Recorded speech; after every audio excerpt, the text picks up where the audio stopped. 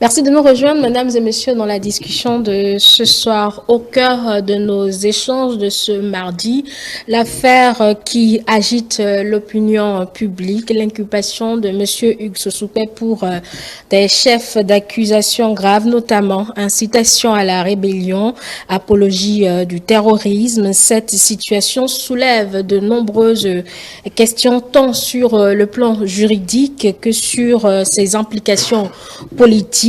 Pour décrypter les tenants et aboutissants de cette affaire, Julio Tometti, juriste. Bonsoir à vous, Julio Tometti. Bonsoir, Madame Angèle Toboula. Bonsoir aux téléspectateurs de télé. Gracia Makoko, vous êtes également juriste, mais aussi écrivain. Bonsoir. Bonsoir, Madame Toboula. Avec vous deux, vous allez nous éclairer essentiellement sur les aspects légaux de cette procédure. Monsieur Briston Amoussouguenou, vous êtes analyste politique. Bonsoir.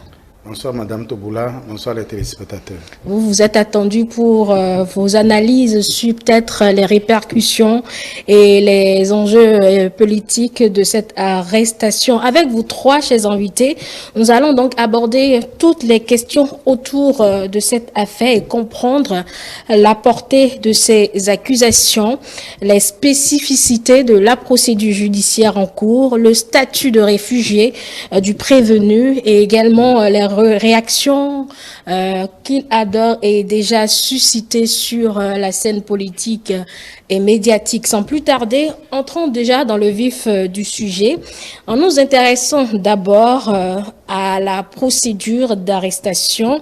Monsieur Sossoupé a été arrêté en Côte d'Ivoire où il a été invité pour prendre part à un salon en lien avec ses activités de journaliste, mais il a été arrêté puis conduit à l'ESBEF où il a été présenté à un juge d'instruction qui lui a lu le mandat d'arrêt émis par la CREIET contre lui. La première question elle est pour vous, Julio Tometti. Quelle est la procédure légale d'émission et d'exécution d'un mandat d'arrêt au Bénin? Pour comprendre mieux cette procédure qui fait jaser sur la toile.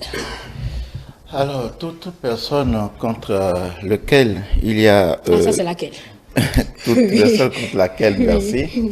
Il y a des soupçons de commission d'une infraction, d'une atteinte à la loi pénale sur lequel on n'a pas pu mettre la main, peut faire objet d'un mandat d'arrêt. Le mandat d'arrêt suppose en fait la demande que le procureur de la République fait à toutes les forces policières de mettre la main sur l'individu ou qu'il se trouve en fait sur le territoire. Ici, la particularité, c'est qu'il y a un élément d'extranéité. C'est-à-dire l'individu est bénéficiaire en fait d'un statut de réfugié dans un état donné, mais s'est retrouvé dans un autre état de même espace en fait communautaire. La question qui se pose est de savoir est-ce que celui qui est sous le coup d'un mandat international ou d'un mandat d'arrêt béninois peut être arrêté sur un territoire autre que sur lequel il a obtenu le statut de réfugié. Il faut convoquer, en fait, je l'ai fait tout à l'heure dans une analyse, le droit international des réfugiés, notamment la Convention de Genève de 1951, complétée par le protocole de 1967. Il faut aussi faire recours à, comment on appelle, le droit, j'oublie un peu, la Convention de l'Union africaine de 1969, d'accord, qui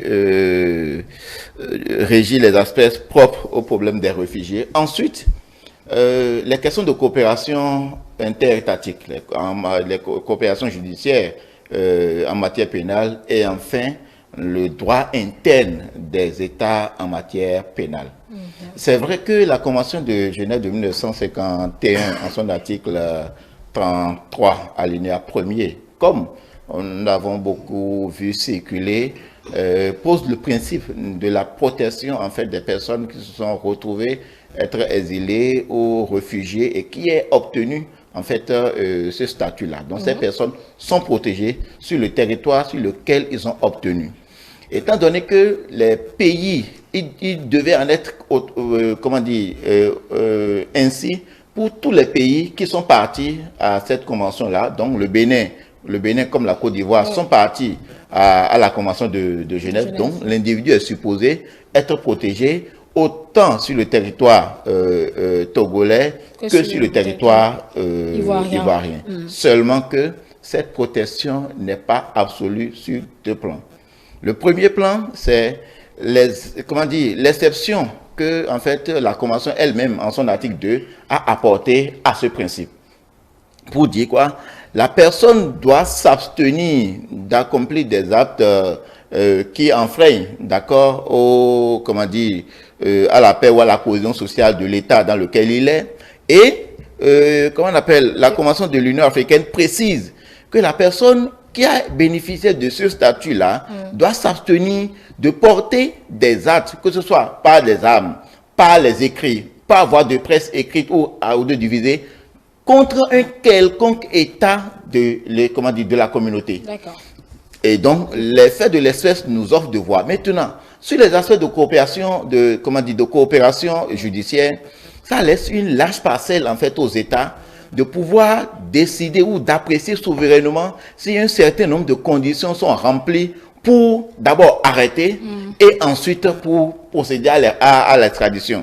C'est deux éléments différents qu'ils nous, peut-être, si nous avons le temps, nous allons rentrer peut-être un peu pour voir quelles sont les conditions sont remplies pour que d'abord l'intéressé soit arrêté en terre ivoirienne quand bien même il est détenteur de ce statut-là, et en second plan, s'il y a lieu ou bien si les mécanismes juridiques permettent en fait de l'extrader. Alors, Gracia Makoko, votre confrère, si je peux le dire comme ça, a évoqué des éléments certainement que vous partagez ou sur lesquels vous allez évoquer. Donc, ce sont des éléments qui sont connus. Mais voilà que le prévenu, aujourd'hui prévenu, M. Sosukpe, a été pris en Côte d'Ivoire. Pourquoi à tout de moins, quand le mandat a été décerné contre lui, la République ivoirienne ne l'a pas rendu à la République togolaise, le pays dans lequel il a le statut de réfugié? Oui, vous savez, je fais déjà mienne les observations qui ont été effectuées par M. Tometin. Et à la suite de cela, je voudrais faire remarquer qu'il y a un élément qui est très important dans ce dossier, élément ayant trait à cette convention de Genève de 1951. Et l'article 33 qui a été évoqué par M. Tometin a manqué de faire d'autres précisions, ou un article qui n'a pas été aussi élargi au cas que nous sommes en train de commenter. Quand vous visitez cette stipulation de la Convention de 51, il est mentionné que les États qui sont partis à cette Convention de Genève n'ont pas le droit d'expulser ou de refouler, d'accord, quelqu'un qui a bénéficié dans un État parti du statut de réfugié. Cela, vous convenez avec moi que dans cette convention, il a été question d'expulsion et question de refoulement. Il n'a pas été question d'extradition. Or, au plan tout à fait juridique, la notion de refoulement, aussi bien que la notion d'expulsion, sont des éléments qui ont une certaine distinction juridique avec la question de l'extradition. Donc déjà sur ce point, il y a une sorte de mise au point qu'il faut effectuer. Ce que la Convention de Genève a interdit aux États partis à la Convention, c'est bien entendu l'expulsion et le refoulement. Maintenant, la question de l'extradition est une question qui a longtemps divisé les États. Je vous donne l'exemple d'un État comme la Belgique. La Belgique, à l'intérieur de sa pratique, d'accord, a décidé d'intégrer elle-même, d'accord, l'extradition à ces différents éléments-là, à ces différentes obligations.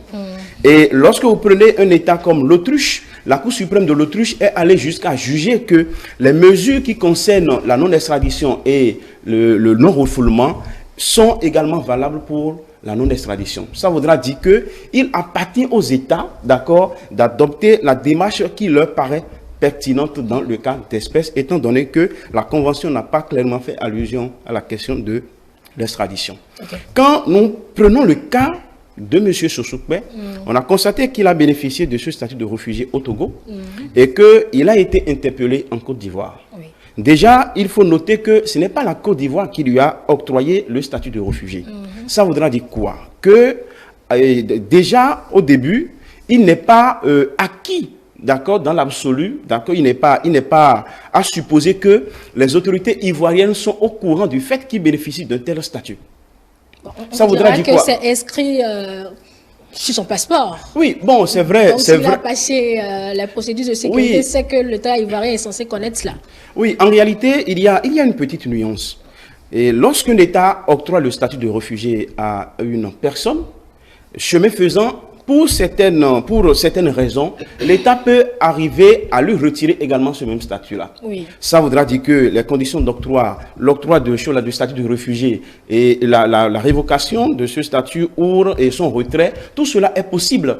Ça voudra dire que avant de procéder à l'extradition de quelqu'un qui bénéficie de ce statut, il va falloir pour l'État requis de l'extradition, en l'espèce la Côte d'Ivoire, d'accord, de s'engager dans une procédure d'information avec la République sœur du Togo.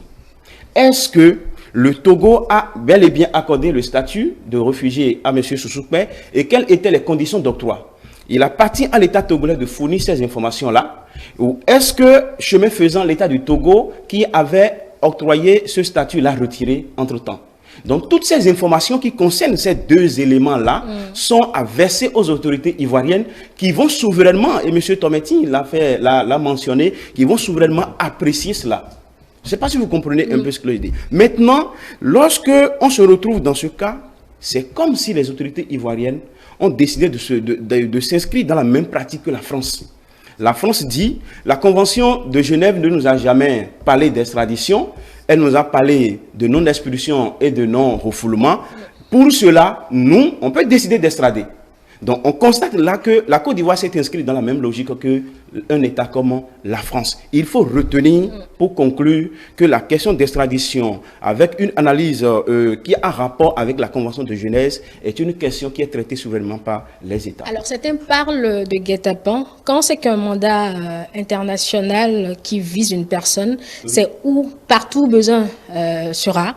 Et quand c'est que l'intéressé est juste au Togo à côté, est-ce qu'on a besoin d'attendre qu'il soit en Côte d'Ivoire avant d'aller le prendre? En fait, c'est une interrogation qui circule un peu sur les réseaux sociaux pour, comme on dit, crédibiliser la thèse de guet-apens ou tout ce que vous savez là. Oui. Bon, c'est une possibilité de réflexion.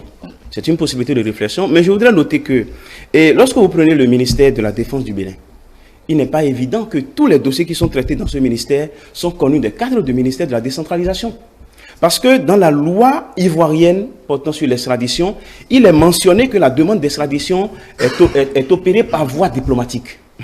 Ça voudra dire quoi? Que c'est les autorités en charge de la diplomatie de la Côte d'Ivoire, d'accord, qui reçoivent cette demande. Il ne s'agit pas du ministère de l'économie numérique. Ça voudra dire quoi? Qu'il peut bel et bien, d'accord, et établi que le Bénin ait formulé la demande par voie diplomatique sans que le ministère de l'économie numérique ne soit au courant de la Côte d'Ivoire. Maintenant, l'option, c'est juste une hypothèse de guet-apens. Ça ressemble à cela. Et ceux qui le disent n'ont pas totalement tort parce que lorsqu'on regarde un peu la pratique des États en Afrique, on peut se poser la question. Mais rien ne nous rassure que effectivement ce ministère était au courant et qu'il a participé à un plan d'accord d'interpellation d'un citoyen béninois ou ayant un statut de réfugié octroyé par le Togo. Monsieur Briston Amosogeno, vous n'êtes pas spécialiste du droit, vous êtes analyste politique. Normalement, je dois vous demander ce que tout ceci vous inspire, mais vous avez pu lire ça et là sur les réseaux sociaux, tout ce qui se dit autour, presque comme si c'est l'arrestation de trop. Certains sont allés jusqu'à dire que nous tendons vers une certaine insécurité juridique puisque certaines personnes qu'ils créditent de bonne foi pour fournir certaines informations sont à leur lecture muselées. Est-ce que vous partagez cette analyse? Bon, merci beaucoup, Madame Antoboula. Je rappelle d'abord que je suis juriste également de formation. Cette formation, vous ne me l'avez pas donnée. Voilà. Donc je confesse alors. Pour notre sola. Et en fait, ce qui se passe, je pense que c'est beaucoup plus la notion de raison d'État qui joue dans ce dossier. Et plus loin, sinon mieux que tout ce que nous disons ici, les procédures liées à l'extradition, d'un réfugié, je crois que c'est un peu complexe. Et chaque État apprécie les faits selon, disons, son approche du dossier. en l'état, par rapport au dossier de M. Komlan Hugues Sosupé, je pense qu'il y a des paramètres que nous ne maîtrisons pas dans ce dossier-là. Et quand j'entends les supputations, c'est-à-dire les argumentaires des uns et des autres, tout le monde a tort et tout le monde a raison dans ce dossier.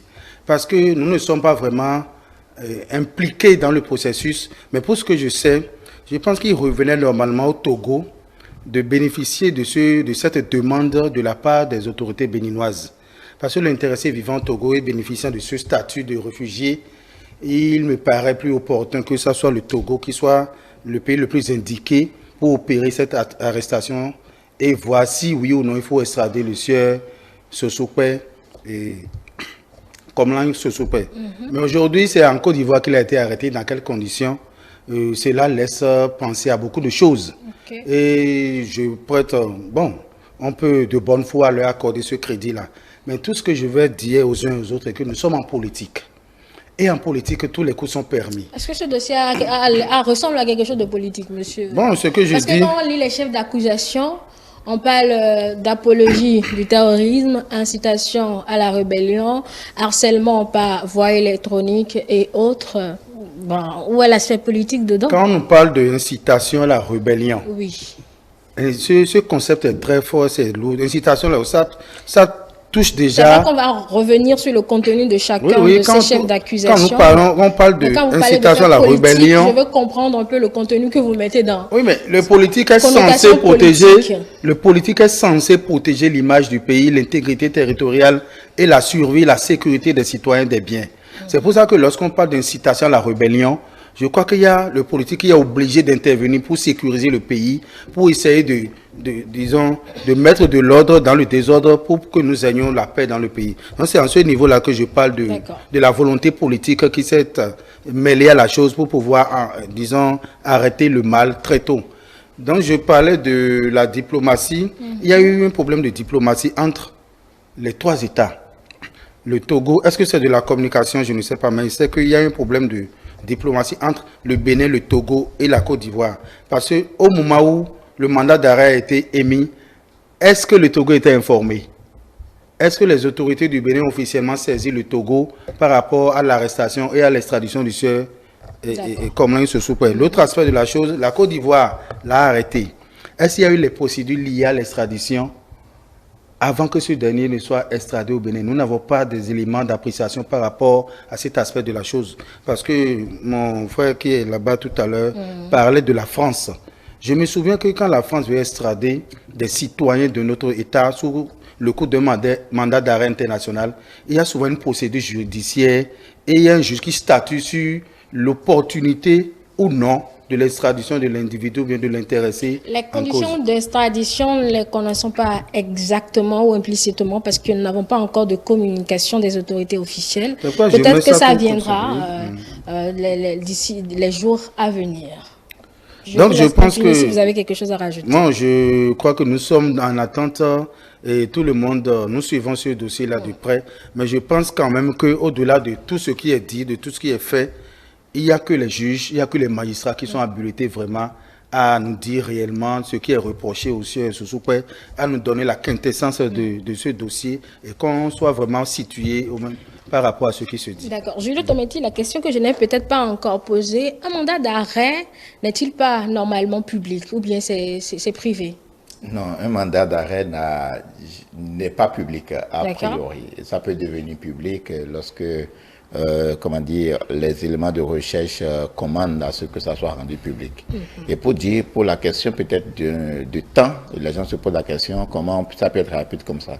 Vous savez, une autorité policière, lorsqu'il y a des faits sur un individu donné et qui doit procéder à des mesures d'enquête, il peut solliciter du procureur un mandat d'arrêt pour intervenir. Le mandat d'arrêt, le procureur peut émettre un mandat d'arrêt et que 5 minutes après, le mandat d'arrêt produise des effets.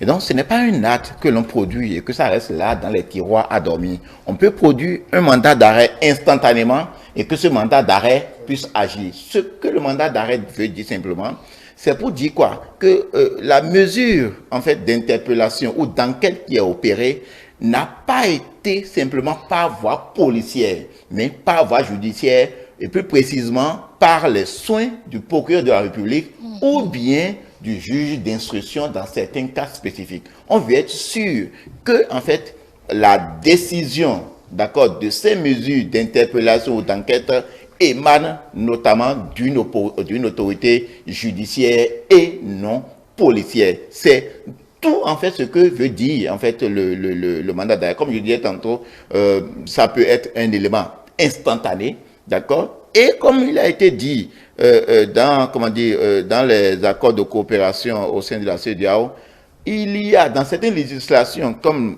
nous l'avons entendu tantôt, c'est-à-dire dans certaines législations, c'est la voie purement légale, où avant d'accéder à une demande d'arrestation ou d'extradition, il faut qu'un juge apprécie en fait, la demande et puisse rendre une décision. Et que l'intéressé contre lequel le mandat a été émis, l'intéressé soit aussi écouté.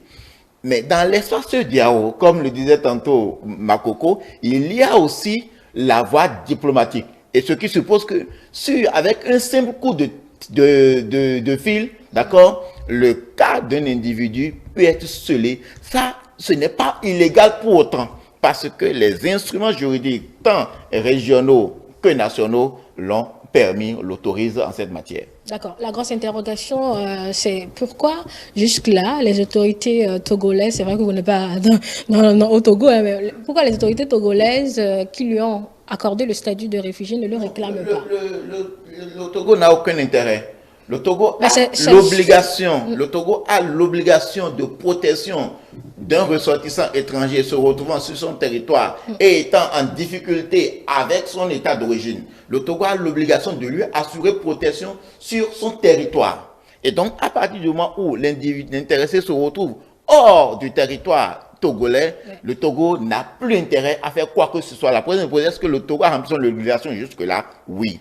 La question de forme qu'il faut se poser, c'est que, logiquement, parce qu'avec l'implication du HCR, du Haut Commissariat pour les réfugiés, logiquement, en termes de formalisme, ce qui devait être, quelle que soit la forme de l'invitation, c'est que lorsque vous quittez votre zone où vous avez ce statut-là, et vous rentrez dans un autre espace, qui est parti à cette convention-là, vous devez faire une déclaration et solliciter en fait la protection provisoire. Il y a une mesure de protection provisoire que l'intéressé peut solliciter lorsqu'il est hors du pays dans lequel il a obtenu en fait ce statut. Donc, Hugues Komlan Sosukpe aurait dû, parce que l'invitation en fait d'une autorité ivoirienne n'a aucune portée juridique en l'espèce.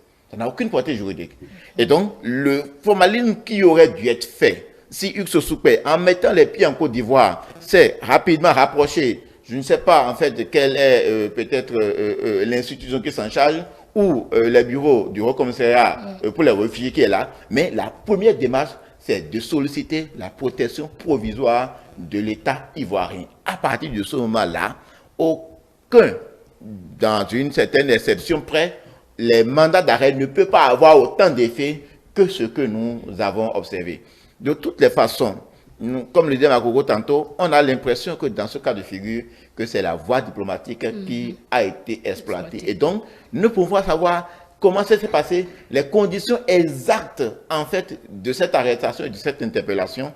Mais la référence qu'on peut avoir, on a écouté, qu'on appelle le collège des avocats, qui a produit un communiqué. Oui. À la sortie de la criette hier, nous avons entendu Maître Gbagbo, Maître Baparapé. Aucun d'eux n'a évoqué, en fait, n'a remis en cause la procédure ou n'a fait de lumière sur la procédure ayant conduit à son interpellation et relevé les griefs procéduraux qui l'auraient entaché. Nous n'en avons pas entendu. Et pour moi, de ce point de vue, ça veut dire qu'en fait, s'il faut poursuivre une cause, la cause n'est pas là, elle est peut-être ailleurs. Parlons, Gratien Makoko, des protections et immunités qu'un statut de réfugié confère en droit international et également en droit béninois. Oui, vous savez, il est dit dans cette convention de Genève que, notamment à son article 5 et suivant, qu'une personne ayant bénéficié d'un statut de réfugié, parce que c'est un être humain avant tout, d'accord, jouit de tous les droits, d'accord, tous les droits de l'homme. Ça voudra dire qu'il a le droit à la protection de son intégrité physique, il a le droit à la liberté d'aller et venir, d'accord, tous les droits dont nous jouissons en tant qu'être humain, il est également bénéficiaire de tous ces droits-là. Maintenant, au surplus de cela, il y a le fait qu'il ne peut pas être expulsé, d'accord, il ne peut pas être expulsé vers le territoire ou son état d'origine où il estime qu'il y a des risques sérieux, d'accord, contre sa vie ou contre sa liberté. Cela voudra dire simplement que, au-delà des droits de l'homme qu'il a en tant que personne physique, en tant qu'un être humain, il y a également cette impossibilité, le principe de non-refoulement qui est une garantie pour lui. Maintenant, au-delà de ça, le territoire sur lequel il se retrouve et le territoire qui lui a octroyé le statut de réfugié, cet État, l'État qui lui a accordé ce statut, a également le devoir de le traiter de la même manière que ses propres citoyens. Ça voudra dire quoi? Si M. Sosukme se retrouve au Togo, c'est qu'il est traité exactement comme un Togolais. Et donc, c'est cet État togolais-là qui porte la grande responsabilité de sa protection. Maintenant, la question qu'on peut se poser est celle de savoir, est-ce qu'un État qui n'a pas reconnu, qui n'a pas accordé un statut de réfugié, d'accord, qui est un État tiers, a les mêmes obligations envers ce réfugié-là que l'État qui a accordé le statut? La question se pose, ou dit autrement que, est-ce que la Côte d'Ivoire est appelée à traiter M. Sosukme de la même manière que le Togo, qui est l'État qui lui a accordé que ce statut-là? Donc, c'est une question qui se pose. De toutes les manières, le réfugié ne bénéficie pas que des prérogatives liées à la Convention de 51 et de son protocole additionnel. Il y a également, de manière générale, le droit international des droits de l'homme qui protège cette personne-là. Maintenant, aujourd'hui, quelque chose a été évoqué. Parce que la plupart du temps, quand on écoute les avocats, à la sortie d'un interrogatoire ou une rencontre avec le procureur de la République, la plupart du temps, on évoque les questions de procédure. On se souvient du cas de M. Steve Amosu, où les premiers mots des avocats, c'était de mettre l'accent sur l'irrégularité de la procédure de son interpellation. Dans le cas d'espèce de M. Sosukme, ce n'est pas le cas. C'est à supposer qu'ils n'ont pas pu relever des irrégularités dans cette procédure d'interpellation et après l'extradition de ce monsieur sur le territoire du Bénin. De toutes les manières, il est un citoyen, il demeure citoyen du Bénin et sous la protection du HCR, d'accord? Et pour cela, l'État béninois a l'obligation impérieuse d'assurer sa protection, d'assurer la protection de ses droits, d'accord? Et de le maintenir dans un état normal, afin que la procédure judiciaire qui a été enclenchée puisse aller au bout avec le respect de toutes les garanties liées au procès pénal. Et s'il est établi qu'il y a des faits suffisants qui l'accablent, d'accord, que la loi soit appliquée, mais dans le cas contraire, qu'il soit simplement, comme on appelle, relâché ou etc. Mais de toutes les manières, on va inviter quand même les autorités judiciaires notamment, d'accord, de mettre l'accent quand même sur le respect de ces procédures-là, le respect des procès pénals. Et on va s'intéresser à l'implication ou aux implications des faits qui lui sont reprochés, que les avocats ont communiqués. Alors, on parle d'incitation à la rébellion, d'apologie du terrorisme, d'harcèlement par voie électronique. Bon, tout ça là implique quoi? Je ne sais pas si vous irez au cas par cas, mais ça implique quoi pour ceux-là qui ne s'y connaissent pas? Non, vous savez, depuis 2018, avant l'avènement du président Patrice Talon, la loi pénale que le Bénin applique est une loi française. D'accord? Et en 2018 est intervenue une nouvelle loi, qui est le code pénal que nous utilisons aujourd'hui. Ce code pénal a subi beaucoup de mutations. C'est-à-dire est le produit de beaucoup de mutations. Beaucoup de choses ont été corrigées, d'accord? Il y a des choses qui ont été conservées du legs colonial que nous avons. Mais il y a des choses nouvelles dans ce code.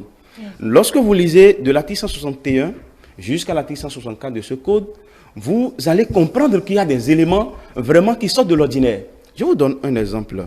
Quelqu'un qui fait de fausses alertes sur les réseaux sociaux, la loi dit que cette personne-là a commis un acte de terrorisme.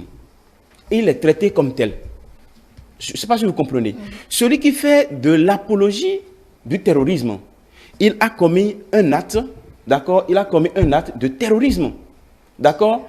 Mais si le citoyen lambda ne sait pas, encore que nul n'est censé ignorer la loi, d'accord, de savoir que le simple fait, d'accord, de porter publiquement quitus à un acte terroriste, d'accord, est passible de lourde sanction et peut être qualifié comme étant un acte de terrorisme, d'accord, il va se surprendre que l'on puisse quand même faire porter une telle charge à quelqu'un qui est impliqué dans un dossier judiciaire.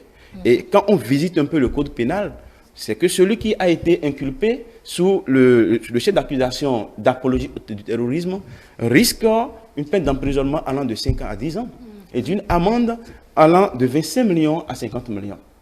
D'accord? Maintenant, on note que ce n'est pas le seul élément.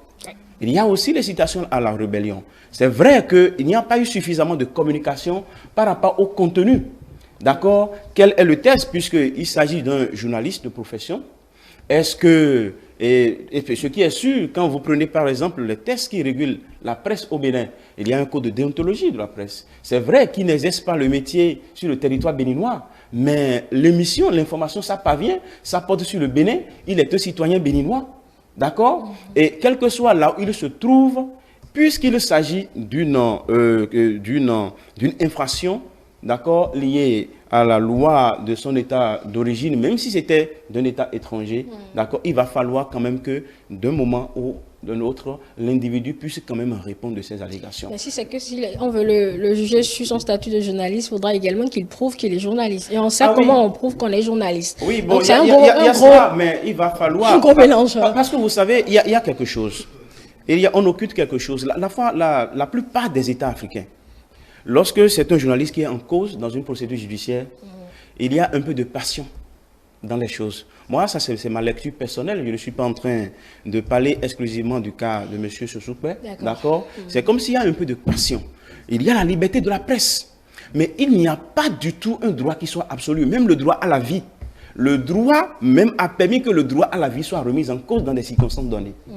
Quand vous prenez par exemple la question de la légitime défense, quelqu'un qui est prêt à vous donner la mort vous permet de lui ôter la mort en premier. Ça voudra dire que le noyau dur des droits de l'homme, qui est le droit à la vie, n'est pas en lui-même un droit absolu. Ce n'est pas la liberté de la presse qui va être un droit absolu, ce n'est pas la liberté de la presse qui ne va pas être un droit encadré. Donc le périmètre juridique à l'intérieur duquel cette liberté doit être exercée, est-ce que le professionnel des médias arrive à se maintenir dans ce périmètre-là? Est-ce qu'il informe? Est-ce qu'il investigue? Est-ce que les informations qu'il met sur la place publique sont des informations qu'il peut justifier au cas d'interpellation devant les autorités judiciaires? Si c'est le cas, on va dire que vraiment c'est un bon journaliste, il a fait des investigations et il a avancé des choses prouvées. Donc c'est à peu près l'élément nouveau que je voudrais relever par rapport à cette question des journalistes. Monsieur Briston Amousougueno, je vous ai posé une question tout à l'heure, vous n'y avez pas vraiment répondu parce que vous êtes tout de suite traduit, enfin vous avez mis votre manteau de juriste. Je vous amenais à apprécier un peu toutes les lectures politiques presque autour, parce qu'on a vu cette déclaration des démocrates qui réclament sa libération immédiate, etc. Pensez-vous que c'est une arrestation de trop, monsieur Briston Amousougueno? Bon, personnellement, je pense que non. Ce n'est pas une arrestation de trop, parce que vous savez, quand vous exercez des métiers du genre à dénoncer et à ne dénoncer que. Parce que quand vous analysez de près les écrits et les dénonciations de M. Hugues Sosoukwe, depuis des années que moi je fais l'effort de le lire, il y a à 95, pour ne pas dire à 99%, que des dénonciations liées à la pratique politique de notre pays.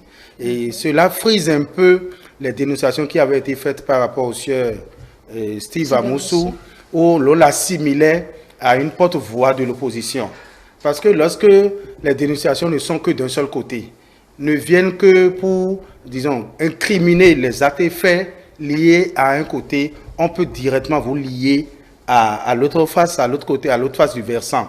Donc c'est comme le lion qui voit sa proie et qui demande à Dieu, inspire, qu'il bénisse ce beau repas qu'il va consommer dans quelques minutes. Et à ce dernier de dire, Seigneur, inspire à ce cœur animal des sentiments chrétiens. Donc, c'est de bonne guerre. Lorsque M. Sosoukwe se met dans cette posture, il doit s'attendre à tout. Parce que c'est une histoire de je te guette et tu me guettes. Lorsqu'il a pris sur lui la responsabilité de commenter, de critiquer et de dénoncer avec des mots qui lui sont appropriés, qui lui sont propres, il doit s'attendre au cas où, ou bien au moment opportun, à essayer de se défendre, de prouver ses allégations. de prouver les allégations, de se défendre devant les juridictions lorsqu'il sera interpellé. Parce que c'est une question de prise de responsabilité. Et je parlais tantôt de la raison d'État qui a prévalu dans ce dossier, parce que quand on me parle, moi, personnellement, de réfugiés ou bien de politique, moi, je sais, on a analysé un peu les contours de son arrestation. Et pour un bon analyste, on doit comprendre qu'il y a eu la diplomatie inter-État qui a joué là, qu'il y a eu les coopérations étatiques qui ont joué là, et que son arrestation, son interpellation et son extradition sont partis du fait que le Bénin l'a voulu. Le Bénin a souhaité que ce monsieur qui, de sa position, vraiment dit des choses qui vont peut-être contre les forces de l'ordre au moment où il y a des situations dans le septentrion, que ça décourage d'abord l'initiative militaire, que ça fait peur à la population et que ça sème le doute du discrédit sur tout ce qui se fait en matière d'efforts pour accompagner le mouvement et contre les terroristes dans le septentrion. Je pense que c'est à ce niveau-là que nous sommes en train de lire un peu les chefs d'accusation qui se résument à un truc là d'apologie, apologie de terrorisme, incitation à la rébellion, Je pense que tout ça là est résumé sous ces concepts-là que nous sommes en train de revisiter aujourd'hui. Ce qui semble ahurissant à la lecture de certains observateurs, c'est que un fait aussi grave, en tout cas pour des chefs d'accusation aussi graves, reprocher à quelqu'un qu'on a interpellé dans un dossier, qu'on écoute des voix qui s'élèvent tout de suite pour parler de musulmans, de mainmise sur la justice, d'impartialité sur la justice, c'est à se demander si on voudrait que la justice ne fasse plus finalement son travail. Monsieur Briston Amoussougé, comprenez-vous ces postures différentes des uns et des autres qui critiquent cette arrestation de monsieur Hugues Komlan-Sossoupé? Oui, je le disais tantôt, c'est de bonne guerre parce que dans ce dossier, il y a toujours, on peut assimiler à cette arrestation un schéma, une couleur politique, parce que lorsque moi je vois les écrits de ce monsieur, directement sans même son interpellation, moi je me disais particulièrement qu'il était une sorte de porte-voix des ténors de l'opposition, ou bien d'une frange de l'opposition tout au moins. Il n'a jamais fait son entrée en Non, il n'a jamais fait, mais nous sommes des analystes politiques, nous analysons les faits, et lorsque les faits ne sont dénoncés que par rapport à une posture, par rapport à un côté, une phase du versant, je pense que c'est aussi clair. Mais lorsque les démocrates se mettent dans la balance, commencent pas à dénoncer, commencent pas à faire obstruction à la justice, parce que moi je pense qu'il s'agit de l'obstruction à la justice. Lorsque les faits sont, lorsque le monsieur est interpellé, on laisse la justice, on laisse libre cours à la justice pour apprécier les faits. Il a droit à un procès, il est béninois, il est citoyen, il a droit à un procès équitable, à un procès normal. Nous devons suivre la démarche juridique, laisser les magistrats faire leur travail avant d'apprécier. Mais dès lors que l'interpellation est faite et qu'automatiquement on se met dans cette posture de dénonciation, de tout faire pour, disons, intimider la justice, je pense que je ne suis pas vraiment pour cette manière de faire. Julio Tometi, vous avez la parole. Merci. Sur les chefs d'inculpation, il faut les rechercher. Makoko le disait tantôt pour le compléter. Il faut le rechercher dans le code pénal en ses articles 161 à 164 qui prévoit une peine de réclusion criminelle pour les actes de terrorisme. Et donc, à son point 10, l'apologie de terrorisme est considérée comme un acte terroriste. Sur la même infraction, parce qu'en fait, je me base sur ça, les deux autres, incitation à la rébellion, incitation à la haine, ce sont des peines minimes, 1 an pour l'un et 6 mois pour l'autre. Harcèlement par voie électronique, au moins nous avons été habitués à cette infraction, c'est 2 ans. Et donc, sur ce qui nous intéresse, qui est en fait considéré comme l'infraction la plus grave, c'est l'apologie du terrorisme. Et ce qui est curieux, c'est que le code pénal en a disposé Et ça se retrouve encore dans le code du numérique, plus précisément en son article 557, qui incrimine l'infraction d'incitation ou provocation à la commission d'actes terroristes et apologie des actes terroristes. Et la peine, c'est de 10 ans comme peine privative de liberté et 25 millions de peine pécuniaire. Et donc, il s'agit d'infractions suffisamment graves d'une certaine façon. Et vous allez le noter, le code pénal précise, en son article 164, que les actes de terrorisme ne sont en aucun cas considérés comme des infractions politiques. C'est déjà le législateur qui a dit que les actes de terrorisme, et donc l'apologie des actes de terrorisme ne saurait être considérée comme une infraction politique. Ce qui, dans l'analyse que nous faisions tantôt de la Convention de Genève, en fait, disculpe que la Convention de Genève ne s'applique pas dans ce cas parce que l'infraction, elle n'est pas, comment dire, les faits ne sont pas politiques, elles ne sont pas raciales, elles ne sont pas ethniques d'une certaine façon. Donc, ça veut dire que ce sont des infractions de droit commun, mais qui sont des infractions graves et donc qui échappent en fait aux mesures de protection. Maintenant, sur le rôle de journaliste ou de lanceur d'alerte, en fait, c'est que je ne pense pas que comme les Sosopé soit en difficulté parce que ces publications sont après à 100% contre le gouvernement. Non. Si c'est ça, on risque de dire que c'est une poursuite politique. Alors qu'en vérité, ce n'est pas ça. Madame Angèle, lorsque par exemple vous êtes lanceur d'alerte et que sur 100 alertes, d'accord, justifiées, on vous prend à défaut pour un seul, on peut vous poursuivre en trouvant un chef d'inculpation. Je vous donne 2 exemples. Le premier, c'est que par exemple vous restez là parce que vous avez une information d'une certaine difficulté dans une banque, vous écrivez sur votre plateforme ou bien sur vos canaux que peut-être une banque INS est en difficulté de paiement. Vous savez ce que ça crée? Ça crée ce qu'on appelle la panique au guichet. C'est-à-dire, lorsque vous apprenez que telle banque a des difficultés, tous les déposants se ruent vers toutes les banques pour retirer leurs fonds. Vous pouvez imaginer en fait la conséquence que cela pourrait avoir sur le système bancaire et sur l'économie. Deuxième élément, vous lisez sur peut-être, comment dire, dans le contenu de quelqu'un, que les terroristes sont aux portes de Cotonou, ou bien qu'ils sont à Fidjosé. J'imagine en fait, et il s'est avéré que ce n'était pas vrai. J'imagine en fait ce que ça crée en termes de psychose, en termes de dommages pour tout Cotonou. J'imagine comment nous pouvons être. Et nous avons eu de ces faits-là malheureusement. Nous avons eu de ces faits dans le septentrion où on a annoncé que des terroristes allaient attaquer telle zone, mais que quelques heures après, l'information n'était pas vraie. Il y a aussi, ça on peut faire débat, il y a aussi en fait les questions de secret de défense. Vous savez, dans ce pays-là, on a dit, dans le code du numérique, que lorsque vous voyez peut-être une infraction en train d'être commise sur quelqu'un, et que vous prenez la photo, qu'il ne vous est pas permis de le mettre sur la place publique, et que les destinataires de ces images-là, c'est le procureur de la République, c'est-à-dire les autorités policières ou judiciaires. On a eu le cas pour les primates policiers ici dans une certaine région. On a fait le débat.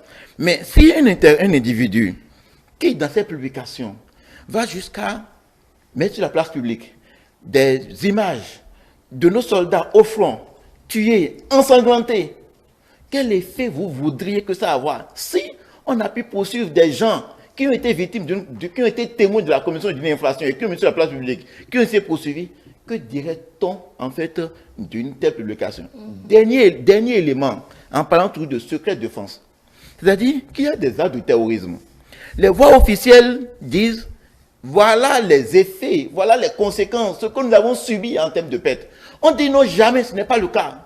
Et donc ça devient en fait une certaine sorte de contradictoire entre les voix formelles, d'accord, en matière de secret de défense contre les soubresauts que nous pouvons peut-être nourrir entre nous dans un coin de mur, mais lorsque ça apparaît sur la place publique, et ça s'entend comme en fait, une sorte de remise en cause de tout le système sécuritaire, comme si les autorités sécuritaires ne maîtrisent pas encore l'enjeu ou n'ont pas pris la mesure de l'enjeu. Véritablement, vous voyez en fait ce que j'ai entendu quelqu'un dire la dernière fois, que Il n'y a pas de presse libre. Il n'y a pas de presse libre ou d'opinion libre là où les actes de terrorisme ont pris pied. Si le Bénin devient un pays pris en otage, je ne crois pas que nous puissions avoir encore de l'espace d'expression, de l'espace d'opinion pour pouvoir jouir de nos droits. Et donc, la liberté d'expression que nous avons, comme nous l'avons toujours, on nous l'apprend depuis un certain moment, oui. Doit être, doit s'accompagner de la responsabilité. La responsabilité par rapport aux informations et la responsabilité d'en répondre lorsque ces informations ne seraient pas justifiées. Alors, Gracia Makoko, maintenant que l'information judiciaire est ouverte, quelles sont peut-être les étapes classiques à venir? Non, ça a commencé. La justice a son calendrier. On va attendre. On attendra, puisque c'est à la justice. Ce n'est pas les manifestations, les marches qui vont décider du timing de la justice. Tout ce que je peux dire par rapport à ça, c'est d'attendre. D'accord, donc les programmations. Maintenant, je voudrais dire un mot par rapport aux accusations politiques ou de procès politiques ou de procès politisés. En fait, il y a Senghor, paix à son âme, qui a dit que l'émotion est nègre. Je ne voudrais pas dire qu'il a raison, mais je suis sûr qu'il n'a pas totalement tort. Parce que quand vous voyez un peu les positions, c'est un peu regrettable. C'est un peu regrettable. Dans une nation qui veut se construire réellement sur des bases solides, la notion de la responsabilité ne peut jamais être occultée. Et j'ai commencé par parler des journalistes. On parle de musellement de la voix de la presse, mais vous êtes témoin, Madame Tomoula, avec moi, que depuis 2016 tout au moins, d'accord, à aujourd'hui, nous assistons à une sorte de monétisation de la presse. Et monsieur Amoussou Nguenou l'avait mentionné tantôt. Quand vous prenez un journaliste, un professionnel des médias, digne du nom, qui connaît correctement son métier et qui exerce son métier conformément aux règles d'éthique et de déontologie et conformément aux lois et règlements de la nation, ce journaliste-là ne peut en aucun cas assurer lui-même et de manière volontaire le déséquilibre de l'information. Et qu'est-ce que je mets dans le déséquilibre de l'information? Quand vous êtes journaliste et que vous dénoncez aujourd'hui un fait, d'accord, du gouvernement, et que jamais vous ne dénoncez un fait de l'opposition, quand vous ne critiquez jamais les agissements de l'opposition, et que toujours vous critiquez les agissements de la mouvance présidentielle, on peut commencer déjà par douter de votre professionnalisme. Et on a constaté qu'il y a beaucoup de journalistes du Bénin, c'est comme ça. Depuis des années, vous ne les voyez que dans les dénonciations. On n'a pas dit qu'il est interdit de dénoncer. Mais lorsque vous vous mettez dans cette posture, on commence par vous catégoriser. On pense que vous ne faites plus du professionnalisme, que vous n'êtes plus du journaliste, parce que le journaliste doit informer. Vous informez d'abord sans parti pris. Si vous allez avoir de parti pris, ça va être seulement dans les hypothèses où vous avez fait de l'investigation et que vous détenez des éléments objectifs pour justifier votre position. Mais ce n'est pas le cas. Pour finir, c'est d'inviter les journalistes à plus de responsabilité. Le journalisme est une profession très noble, mais il va falloir l'accomplir avec un sens élevé de responsabilité pour espérer la protection que les lois octroient aux journalistes. Vous parlez des journalistes, et cela m'inspire déjà cette question qui était prévue à la fin, mais je vous la pose directement. Il y a déjà, les appels à la libération de M. Soussoupin ne viennent pas que de l'opposition ou des démocrates. Il y a RSF également, Reporters sans frontières, qui demande cela clairement, en mettant devant le statut dont on a parlé, la profession de l'intéressé, etc. Oui, mais ils ont demandé sa libération sur quelle base? En fait, c'est de ça il est question. Parce qu'on a constaté que dans la plupart des États, d'accord, même si, quand quelqu'un est interpellé par la justice, il faut attendre. Mais est-ce qu'il vous a été rapporté que cet organe, je pense que vous faites allusion à Reporters sans frontières, d'accord? Est-ce que Reporters sans frontières s'est rapproché des autorités? Reporters sans frontières n'est pas dans le secret. Ils ne savent pas de quoi est constitué le dossier. Ils ne savent pas réellement les éléments de fond. Je ne sais pas si vous comprenez un peu. Mais sur quelle base objective ils vont demander la libération? Moi, je pense qu'il s'agit là d'une pagaille et ce n'est pas la première fois que ça se fait. c'est fait déjà par le passé. Je ne sais pas si c'est parce que les gens sont dans des réseaux, d'accord, puisque c'est à titre personnel l'impression que j'ai. Et lorsque un élément du réseau est attaqué, d'accord, on commence d'abord par, comment on appelle, le soutenir, sans même chercher à savoir les tenants et aboutissants du dossier. Si c'est le cas, je voudrais demander quand même qu'il y ait un peu plus de recul dans ces agissements. Sinon, finalement, ça va décrédibiliser quand même cet organe qui a un caractère international et qui joue par ailleurs un grand rôle. Je posais tout à l'heure une question à M. Bressan Amoussou-Guénou. Je vais vous poser la même question, mais en changeant l'angle, à vous, Julio Tometi. Si je vous lis, par exemple, ce bout de la déclaration du Parti Les Démocrates qui dit « Par cet acte, il est clair qu'à l'approche des échéances électorales générales de 2026 et au regard des moyens d'État usités, qu'une fatwa a été déclenchée pour anéantir avant l'heure toute source d'informations crédibles susceptibles de mettre à mal un projet politique de confiscation du pouvoir et de troisième mandat ou de troisième mandat déguisé. » Alors, cela vous inspire quoi, vous, Julio Tometi? Récupération politique ou on doit réellement s'inquiéter? Puisque vous êtes aussi analyste politique. Non, sur Reporters sans frontières, je pense que Makoko a tout dit. Et ce qui est, c'est pour ça que je n'ai pas essayé de vous relancer là-dessus. Non, ce qu'il a dit comment dire, est valable pour les démocrates. Il y a, comment il s'appelle, j'oublie son nom, et donc je ne vais pas faire tout là. Excusez-moi de le dire, hein, la bêtise insiste toujours. C'est comme ça que je vois ça un peu de cette déclaration du Parti des démocrates. Et je pense en fait quoi? Sur les chefs d'accusation, ils doivent faire très attention. J'ai été lire un peu la charte des partis politiques, le statut de l'opposition. Ça, comment dire, leur impose le respect d'un certain nombre de principes, même dans leurs éléments de langage. Si on ne le souhaite pas, on va encore parler de restriction de liberté ou de restriction d'un parti politique. Si on fait l'interprétation de ce que les partis politiques, les démocrates, donneraient caution à des actes de terrorisme ou de l'apologie du terrorisme, comment dire, je crains que ça craint. Parce que, Makoko le disait tantôt, vous voyez, comment dire, l'article 161 ayant renvoyé à l'article 163 du Code pénal, il y a tellement de choses dedans. Vous voyez, c'est 12 alinéas. Et chaque alinéa précise même, donne des éléments de rattachement. Pour dire, le seul fait peut-être de dire, les gens ont attaqué.